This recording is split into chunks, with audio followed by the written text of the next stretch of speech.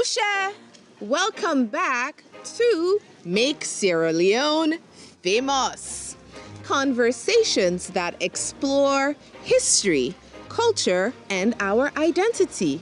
With me, your host, Vicky Rameau. You can find previous episodes of our show on www.vickyrameau.com. That's www.vickyreremoe.com. And now, make the show begin.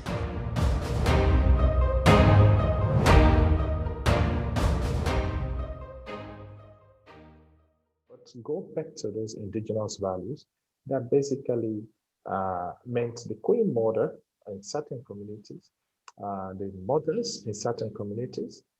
It was a crime in those days for, for instance, to see a woman naked. You cannot, you had the highest values placed on what mothers will say in a community. It was binding. And those things we have greatly lost in our indigenous teachings. Today I'm talking to Hindolo Pokawa of the Sierra Leone Foundation for New Democracy. And we're going to be talking about manhood and male identity in Sierra Leone from the indigenous perspective, meaning when a Sierra Leonean man, like Hindolo, thinks of himself and his identity as a man, what it means to be a man from Sierra Leone, what are the things that inform that? Where does he draw references from? And, how did he grow up? And how has he built his male identity today to serve him in a way that is healthy and admirable? And that's brought him on this journey where he's committed to walk from southeastern Sierra Leone all the way to Freetown to raise awareness about I don't want to say it's an epidemic, but the scourge of child rape in Sierra Leone and the need for Sierra Leonean men to take a stand against sexual violence against girls and violence against women and girls in general. Hindolo, thank you so much for coming to the show. How are you doing today? I'm doing good. Fantastic. Okay, so I want to start the conversation from the beginning. Okay. which is your beginning, right? In Mondema and Kenema district, correct? That is correct, yes. Okay.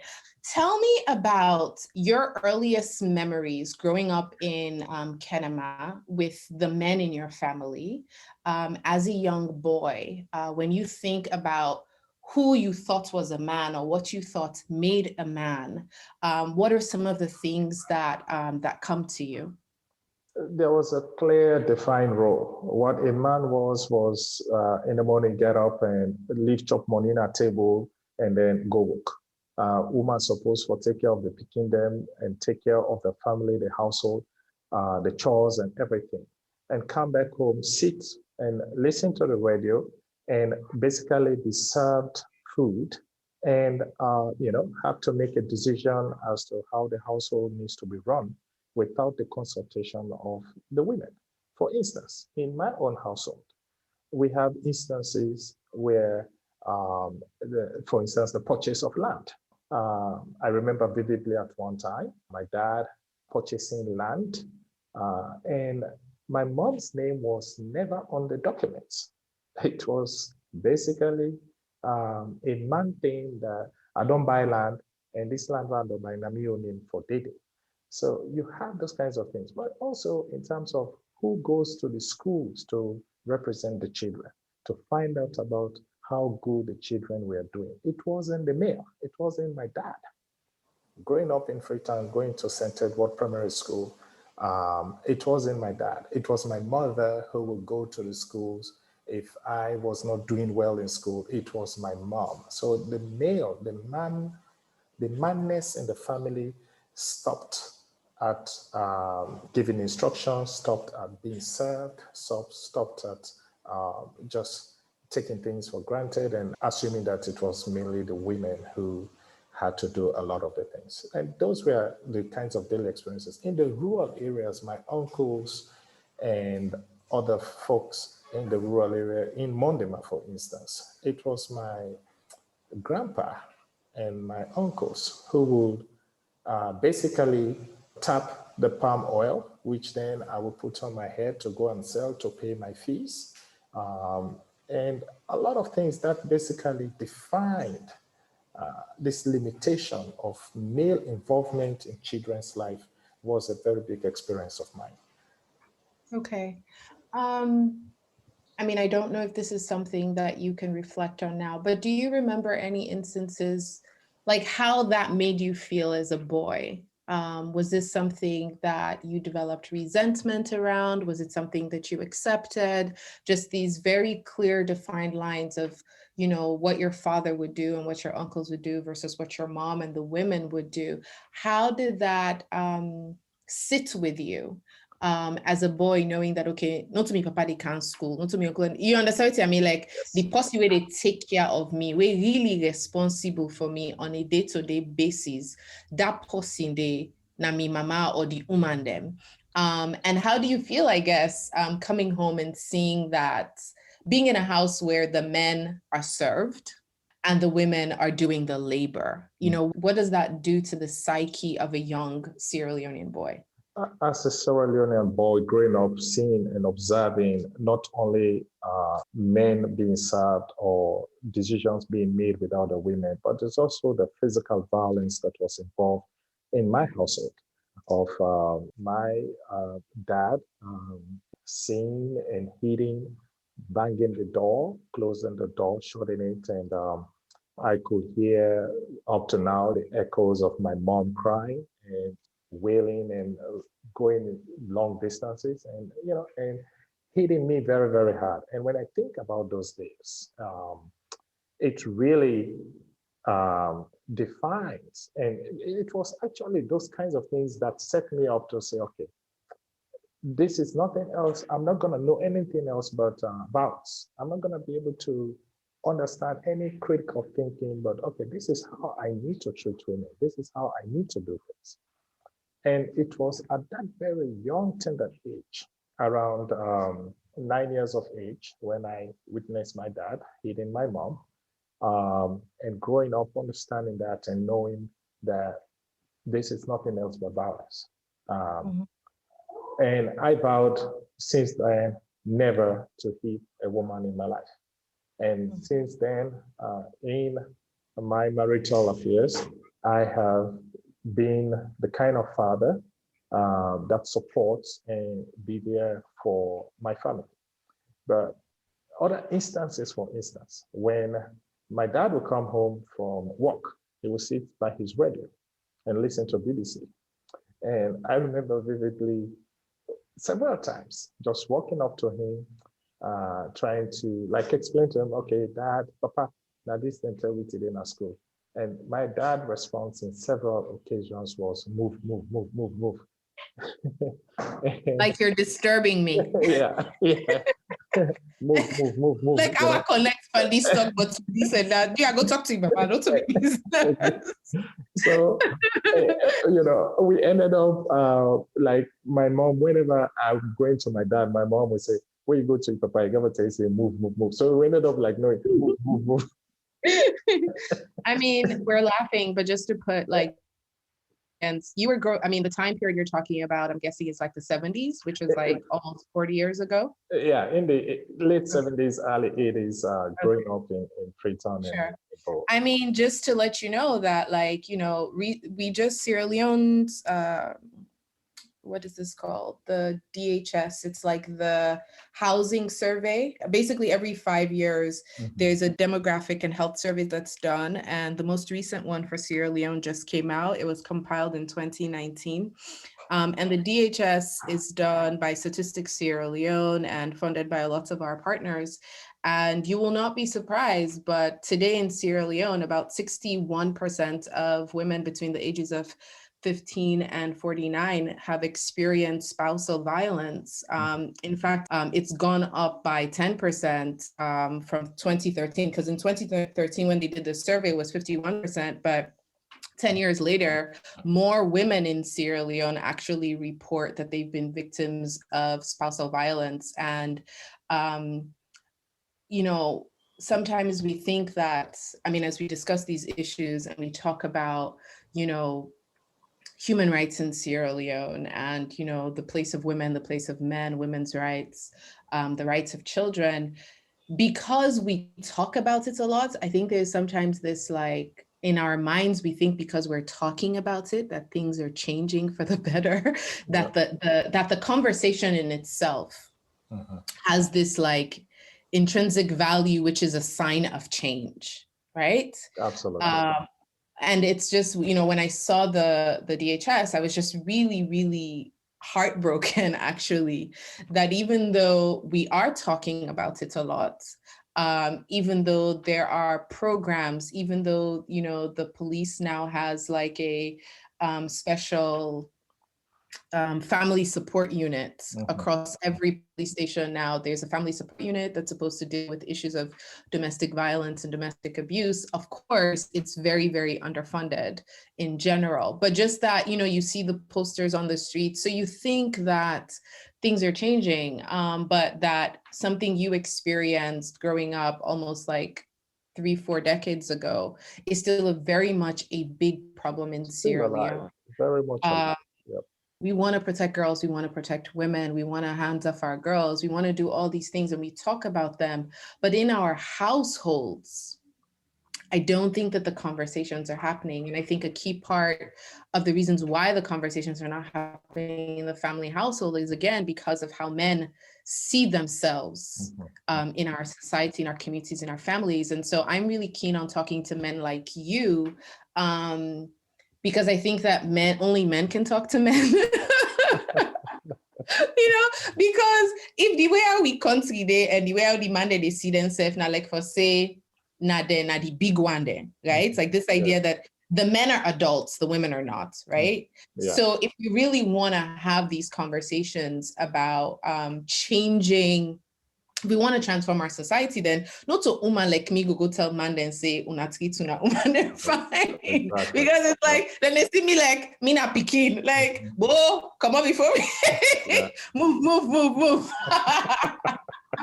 You know what I mean? It's very important for men to speak up and for men to take a stand, because you can talk to other men, because other men see you as equal in a way that they don't see someone like me. You know what I mean? Yeah, because go ahead.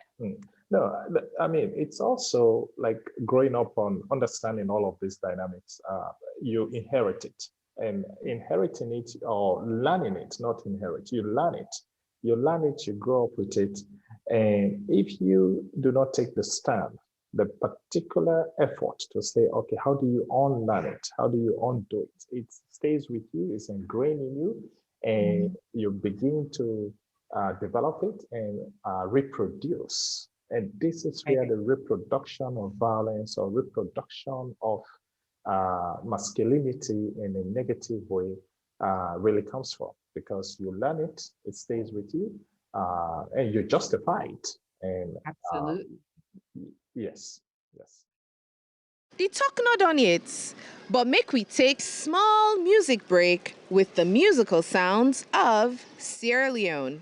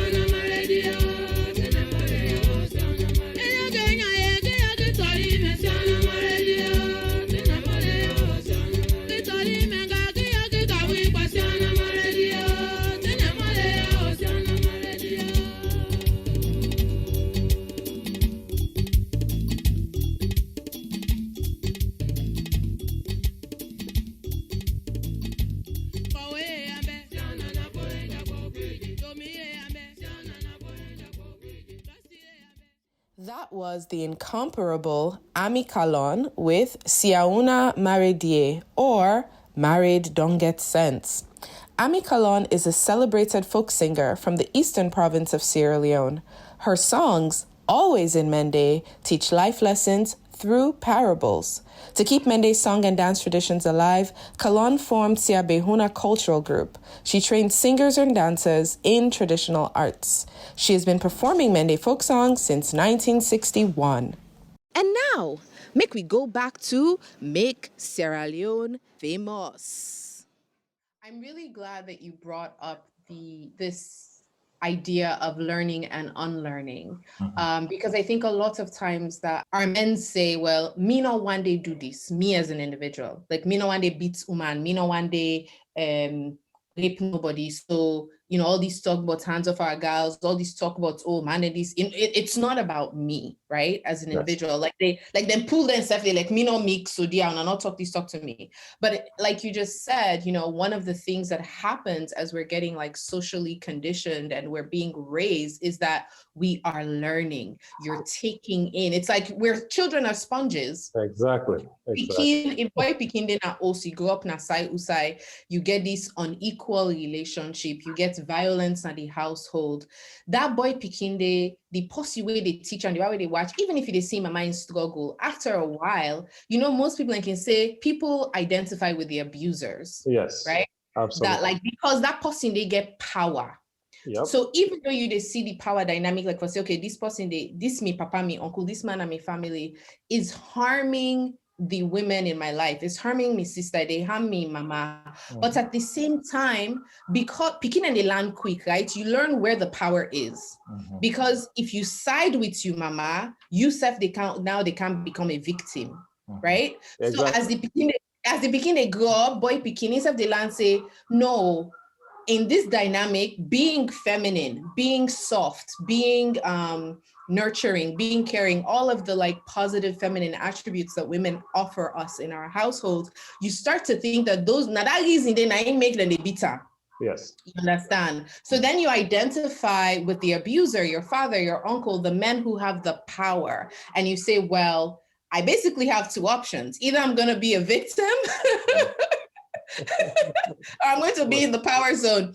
And so then you learn this and you take it in. And when you grow up, if you are not intentional about, first of all, acknowledging that the environment Usaya grew up was an environment Usai, the masculinity way I see being toxic. Acknowledging that it was toxic, acknowledging that the women in your family have suffered. Right? Well, I also think it's a question of choices.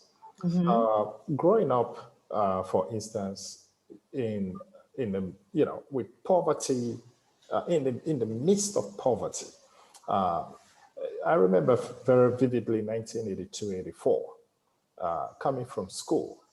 We had to, first of all, those were the times when getting food was very difficult. So you first of all have to leave school, come at 5 o'clock in the evening, go and stand in the line or queue to get 4 cups of rice, 5 cups of rice during those, sickly days of our country. And I think the choice of being masculine without violence, as we've been talking, being masculine without power and those kinds of things. Masculinity is equated to violence. Force and violence, absolutely. Force violence. Force, by force. Oh, see that force. Yeah, by force, Masculinity equated to power. Masculinity equated to the way how you talk, you have to talk in that forceful manner to get your ideas out and those kinds of things. And the choice growing up was not there. You didn't have either or. You get for choose. you get for either choose one way. Say now so papa they do things and now so all man supposed for follow through, or you don't get for eat that net, or or you go so many other kinds of things that basically the nurturing aspects that we are supposed to grow up in to understand what is the role of children, what is the role of the adults in the household. Those choices did not exist at all. And as a result of that, the culture was learned. It is about time. And of course, the Civil War also contributed to all of that. But it's about time to unlearn all of this level of masculinity that produces the violence that we experience on a daily basis. And this is an effort that require everybody's attention at this moment. How do you unlearn the steps? You know, when I can talk about like alcoholism, where you know, when you're an alcoholic, they say they have a 12-step program, right? Mm-hmm. And they tell you that like for you reach sobriety, if you want to become sober, these are the 10-step program to get you off of, addiction. You get to do this, you get to do this. Mm-hmm. In your opinion, or in your experience, you grew up in this environment that was toxic. Where you learn toxic masculinity. What are the steps? Because if there's a Sierra Leonean man right now who's listening to this conversation and they're like, you know what, Hindolo is me, like that was my household, this is my experience, but maybe they've not yet done the work, right, to unbundle and unlearn. Waiting you go able for, like, how did you do it? How did you unlearn toxic masculinity? Mm-hmm. And then how do you unlearn it? And then what can one do to then start rebuilding themselves based on something else, right? Because it's like, there might be fear. Okay, well, if I'm not a man who is a man by force, right? If I'm not a man who's beating my wife, if I'm not a man where ultina bagbati, like if that's not the kind of man that I am, then what is there for me, right? What are some of the things that you have done to unlearn toxic masculinity? I think it is imperative for Fambude understand, say, most of waiting we don't learn when violence issues, then it really also get to do with some colonial tendencies. We have inherited a lot of colonial elements, issues that has positioned us to be where we are today. Let's go back to indigenous values. Let's go back to indigenous philosophies of learning, indigenous philosophies of teaching. We need to go back to learn some of those good indigenous ways, because there are some indigenous values that are also not very healthy, and we recognize all of those. But to go back to those indigenous values that basically meant the queen mother in certain communities, the mothers in certain communities. It was a crime in those days for, for instance, to see a woman naked. You cannot, you had the highest values placed on what mothers will say in a community. It was binding. And those things we have greatly lost in our indigenous teachings. And I think me growing up and knowing that my mom was a single mother, developing us and being there for us, I had to listen to her. She was my uncle. She was my everything. And that made me who I am today. Knowing that, she had to struggle. She had to be there, and she suffered a lot. And it was that relationship building that is a key aspect in trying to undo the masculinity that comes with violence, and knowing and saying, what is that relationship? A relationship that you must have with the people around you in a nurturing way that basically wasn't there for me. And as I was growing up with my mom, knowing that she was there and caring for me, she instilled that in me. And I think if we all can have a nurturing relationship with our closest family members.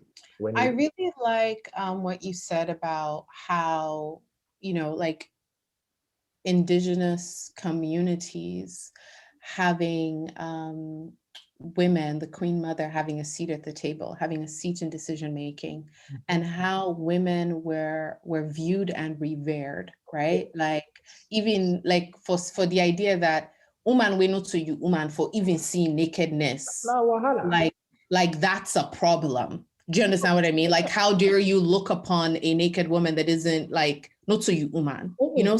But what I feel like has happened is that Victorian era kind of like idea of masculinity, which was very, very patriarchal and very anti-woman, that came with the colonization of Africa and a place like Sierra Leone. Those societies, the UK, you know, the British that colonized us, they've evolved beyond where they colonized us. Do you understand what I mean? Yep. However, our ideas of manhood and masculinity and men that we borrowed them have not. We are still here hundreds of years later, like ideas that our ancestors had that will serve us in kind of like creating a better balance, because everything is so imbalanced, and that's the issue, right? It's that, you know, the relationship between men and women right at the household level, it's so imbalanced. You know, women are expected to like self-sacrifice. The other thing though that I always find troubling that you talk about as a positive, but that like, for me, I feel like it doesn't translate. It's that you can have a man really have empathy and compassion and love for their mother, for their sister, but the woman way enough fumble too. You're not able to do that.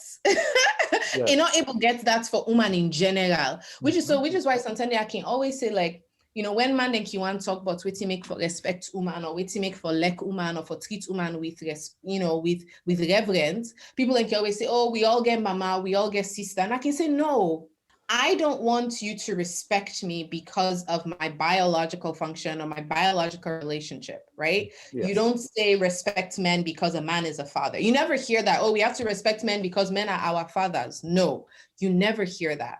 The reality is that we have to get to a place where we accept, unlearn this toxic idea, these toxic behaviors that say that women are less and men are the man for the pantap, right? Because there's nothing biologically about a woman that makes a woman less of anything, right? It's about fundamentally unlearning the idea or the notion that women are less, and that you as a man, your identity as a man, now for force woman, for de pantap woman, it make you man, because that's really the problem. So it is within the context of power structure, power dynamics. It's all about power. It's all about violence. When you think about this, the narrative surrounding,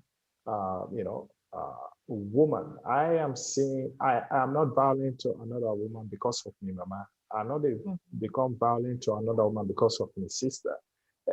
That is a very shallow context. It's a shallow analysis to say, okay, if this person not to be you, sister, like you, mama, this person not to be you, person with fever, your sister, you know, you will be so mad and so crazy. And that's what we're experiencing. Why?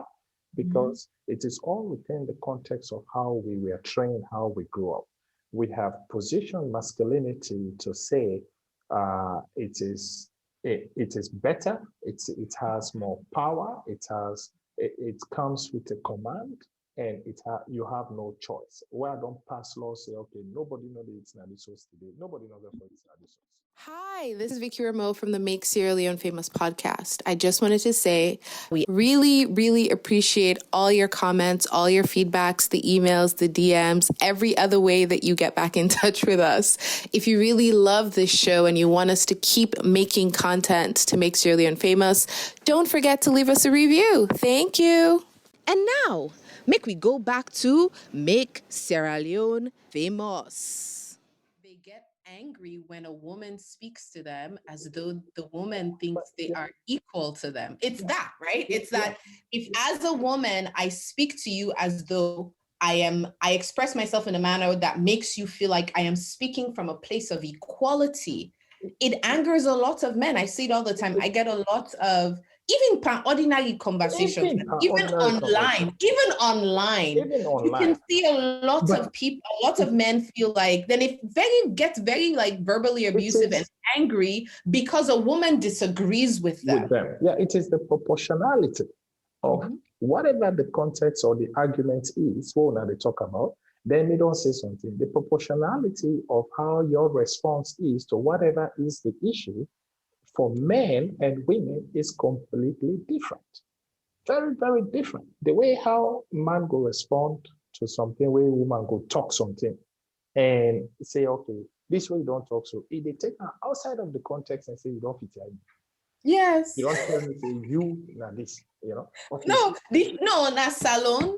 Yeah. For let you talk like say you na woman we equal to man, na disrespect.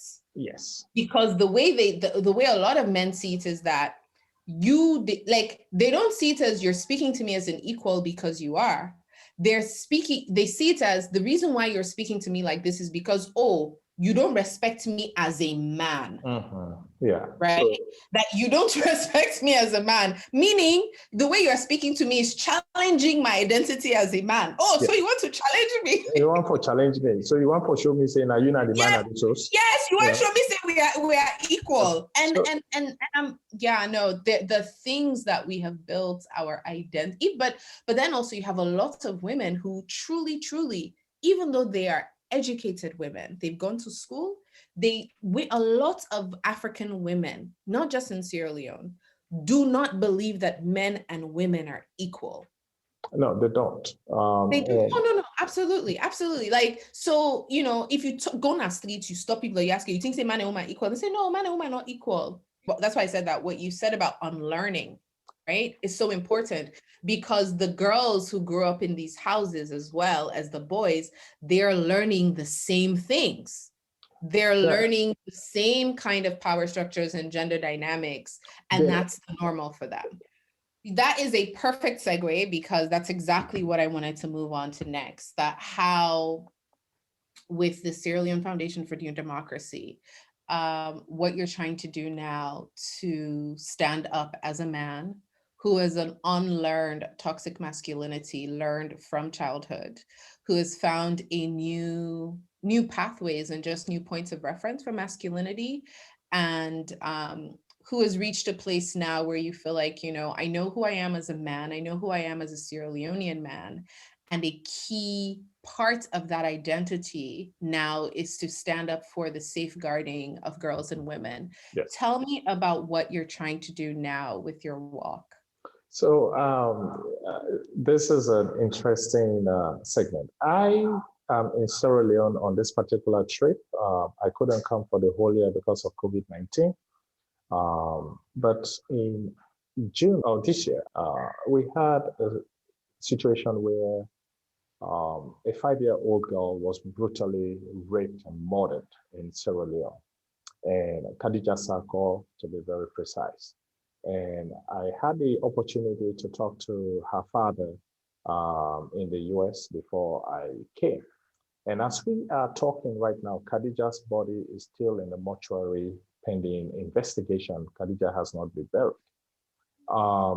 And having, the village preschool where I have 2 to 5 years old that I run in Mondema village in Kenema district, I became very concerned, and I became very sick just hearing about that story.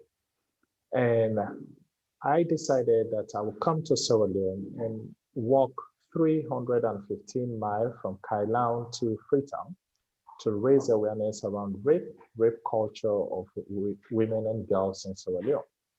Highlight the issues of violence against women, domestic, sexual, physical, economic violence in all its forms, and be able to see how one can understand that if we continue this pattern of sexual violence, rape, especially of girls, we are doing a disservice to ourselves. We are eroding the name of this country.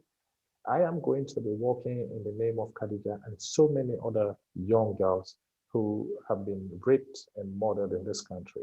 It's a 315-mile walk. It's 315 miles because we're coming through McKinney. And we chose that route because rape does not have any culture. It doesn't have any barrier. It doesn't have any region. It doesn't have a tribe. Rape is rape. And we are complementing the work of so many other people who are already doing this work, including what the First Lady is doing, Hands Off Our Girls, and say that we need to put an end to this particular topic of rape and how the vulnerability, the fear, the violence that we are perpetrating on women and girls in this country has to stop. And to do this, we are going to be engaging in different ceremonial practices invoking indigenous values as we go through village to village. One of those will be washing feet of women who are, asking for public apology. We as Sierra Leonean failed Khadija, a 5-year-old. Let's think about this, Vicky.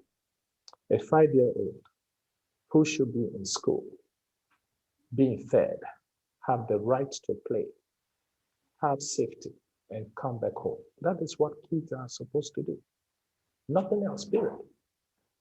To be a kid is to go to school, get fed, have safety, get the right to play, and come back home. And we as a country, Sierra Leoneans, we failed Khadija, and we are continuing to fail so many more like Khadijas, the Khadijas that are out there. And so we are going to be asking for public apology, public amends by washing the feet of 18 women, 18 to signify the age of majority in this country, the age of adulthood. And we'll be doing this across all the different places. And we'll be planting a tree to symbolize a new beginning to show that rape must end and rape cannot continue in the form, it has to end. It must stop. And there will be a public pledge that will be administering to show that never again shall each and every one of those communities will be going through, condone, support any aspect, any form of rape of women and girls in this country. I think it's very important for all men to rise. It's important for Sierra Leonean men to rise, to honor women, like you're attempting to do. And I think it's going to be very, very powerful and beautiful to go to all of these communities and to wash the feet of women. We know in our culture for touch person foot, now the highest level of veneration and respect. Exactly. So for Lady Manden and all of these different community, join you as you're getting there to wash the feet of women in their community, to apologize for not protecting them, failing to protect them, and to also take a pledge to say, we're not going to stand by anymore. We're going to be active in safeguarding our girls, active in safeguarding our women and protecting you. I think that that's just like it's very symbolic and it's powerful. And hopefully, the boys who then are growing up in this place, grow up with this memory of this time. Yes. Make Sierra Leone famous. The podcast is mixed and mastered by producer Frank-Vin Bob McEwen, with support from the creative and talented team over at VRNC Marketing Company in Freetown. And now, make we go back to Make Sierra Leone famous. Sustain it, and it's not just a work that I'm doing for this year. I may not be able to work next year for the whole length, but we'll organize a form of a work next year to continue this fight going forward. So at 315 miles, here we come. We're starting on January 6th, and we hope to be in Freetown by the end of January or February. We don't have a time to complete. We may take 30 days, 20 days. It may take us for 35 days. Well, they must one by one till we can reach Freetown, And if we say, if every village will work, will they reach? we meet that woman where they sell bonga na market. We meet that woman where they sell plazas, or that woman where they tin up na road for break bike for in Peking for go school. I go remember say, safety has to be restored. Absolutely, absolutely. It's so many women in Sierra Leone have just stories of brokenness. Yes. And these aren't stories that anybody's ever going to hear or talk about, because the other thing about being a woman in Sierra Leone is to know that your pain and suffering is your business and it's an internal business. When I look at women in Sierra Leone, if you're just driving by a market or just walking by on the street, for the most part, you see that our women aren't necessarily full of joy. You understand what I mean? Yeah. Me not posting, and the reason why it's something that's always stark to me, even if woman not pull in general, even where I go public side, who say woman boku, all man twist face. All man twist face. We woman then most of the time then face twists. And if you do not understand, even for women who are very wealthy and, have rich husbands, that people think, oh, they get material things. You understand what I mean? They're unhappy. They're unhappy because of many of them are in households where they are part of the 61% of women who are victims of, if it's not physical abuse, it's verbal abuse, it's emotional abuse, it's also control. I mean, in the survey, the DHS, it says that, most of the men, like 80% of those who reported being victims of violence, said that 80% of their men don't allow them to even go and meet their friends. Like there's this lots of control. You understand what I mean? Yep. So it's that we women there, we really, really need for men need to apologize. You know what I mean? Men really, really I'm so sorry, but Salomon there, they really, really need for apologize to the woman then, to the picking them, because you're right, we've been failed and it's multi-generational failure. Our grandfathers, our fathers, our husbands, boyfriends, it's just let's just really talk about it honestly to say most of our men have not done right by the women and girls in their own families, let alone the women and girls in society. However, it is not all lost. We can have, for lack of a better expression, a come to Jesus moment where, with something like what you're doing with this walk, with this stand, say that you know what, I am a man who is ready to rise to protect women and girls in Sierra Leone. I don't know what it feels to be raped. I don't know what it feels to be violated in a way that women understand it and experience it. So my work is in solidarity with women and girls in this country. It's a way to show that we have caused so much harm, so much, damage, that our masculinity has resulted to violence in a way that women have lost every confidence to see us as equal partners, as fathers, as husbands. Be a number we can be on now. Do you have mama now? The big because you're because if we begin for seriously, I'm so serious. Mama. Let me they come big. They come big. We demand them in this country. Just prostrate yourself on the floor. Prostrate. We lay down flat. We beg for forgiveness. So I really just want to say I appreciate what you're trying to do, even if it's not the kind of thing that is going to be nationally transformative. Yes. I feel like just the act, right? Yes. This walk, 300, it's over 300 miles, correct? 315 miles, yeah. 315? 15 miles. 315 miles from Kailahun to Freetown. Yes. And stopping along the way in towns to apologize to women, to acknowledge the harm of sexual violence and violence against women and girls. to also then get men in that in those communities to make a pledge and take a stand for men. These are the kinds of things we need to be seeing in so many different ways in Sierra Leone, across the country. It's like a, like Nafambul talk in a way. So it's about truth, it's about reconciliation, it's about healing, but it's really about protection, right? Like we want change, we really want change. And the trees that we are going to be planting will serve as a safe space in those communities, so that it will serve as a reminder every time situations like those, rape or violence against women occurs. That tree will serve as a memory, and our work will signify that there was a man or a group of people who worked to raise awareness on this issue. So absolutely, we are, our support.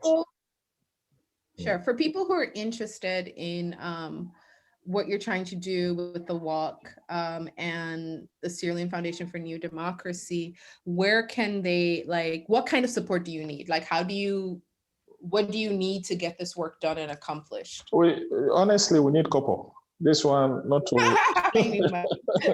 This one, we need money. We need money to, and it's not really something major big, but we need money to facilitate the feeding of our team members that are going to be on the walk. We need money to take care of motorbikes that we are going to need to hire to move around. And what is your budget? Right now, we're looking at $12,000 to help pull this off in a way that could support us. So we have our website, the Sierra Leone Foundation for New Democracy, or www.slfnd.org.